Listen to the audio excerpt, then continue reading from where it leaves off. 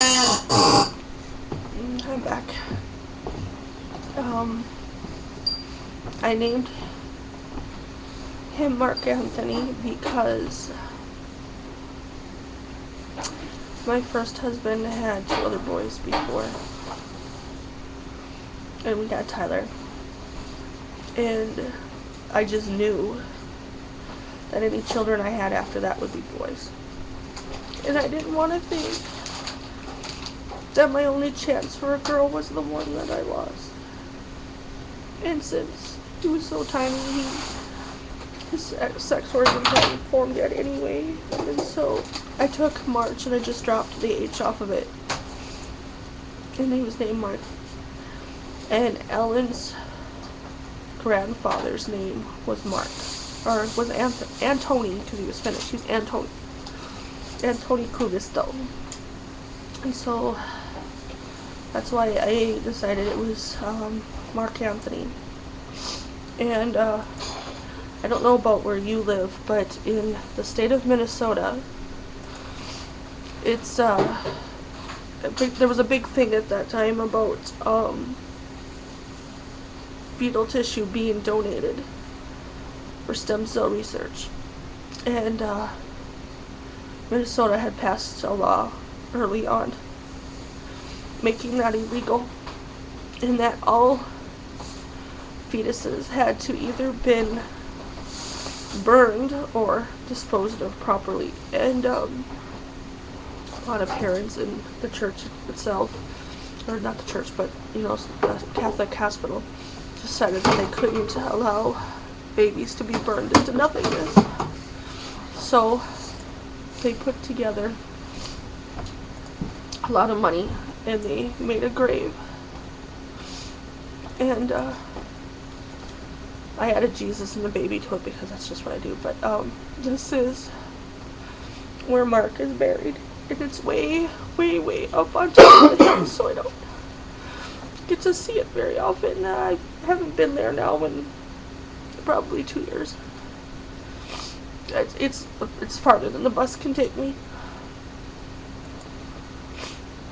But yeah, that's my baby's grave. I used to have a picture, an ultrasound picture. I'll have to see if they probably still have it. They probably don't.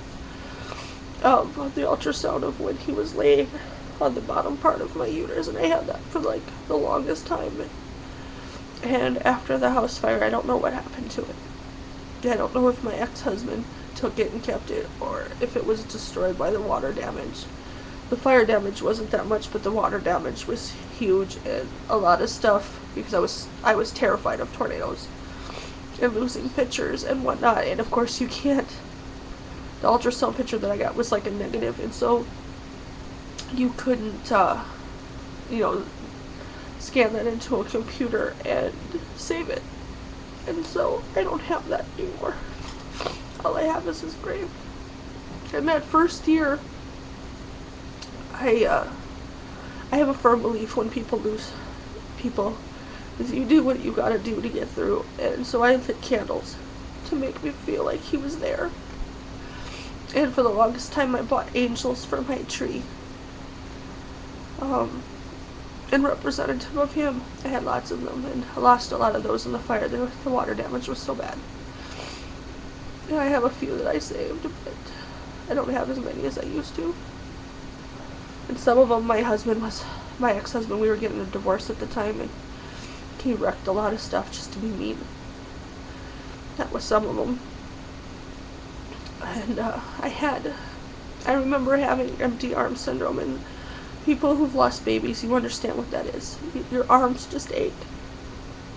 You just need to hold a baby so bad. And I remember we were living in the projects at the time, and I could hear a baby crying, but nobody around me had a baby that small. And I thought I was losing my mind. And especially at that time, there was no books about miscarriage. There was no books to tell you that's perfectly normal, that your arms ache like that, and that you hear babies crying that aren't there. And my husband at the time was just so mean. I would cry like I am now about my baby, and he's like, you can't have it back. And my mom was she was just horrible. It wasn't a baby anyway. Get over it. Your sister-in-law had a miscarriage just a little while ago, and she's fine. Why can't you be fine? Well, I'm not her, and I don't know. And for a while, for the most part, I'm usually fine about it. And every once in a while, I remember,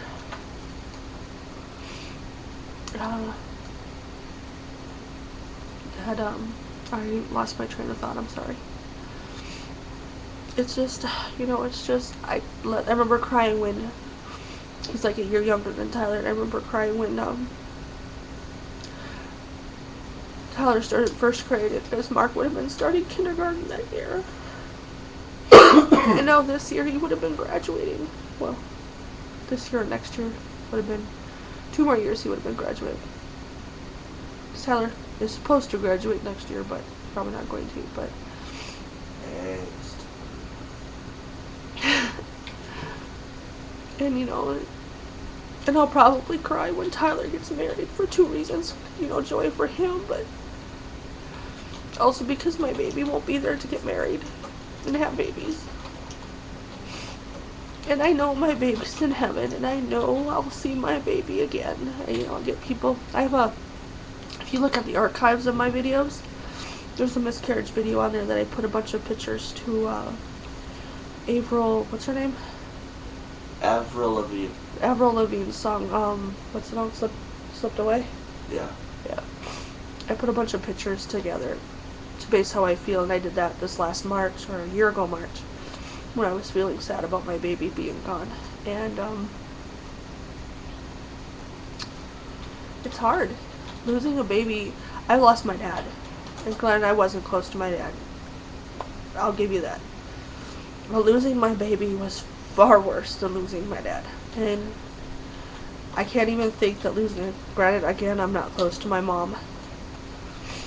Even losing my husband, who I love dearly, I can't see ever being in comparison to losing my baby, because parents are not supposed to outlive their children. And I don't care if it was just a miscarriage.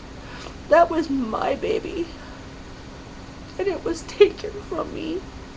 And no, it was not God's will. My baby died because there's sin in the world. Not because God wanted me to be in pain.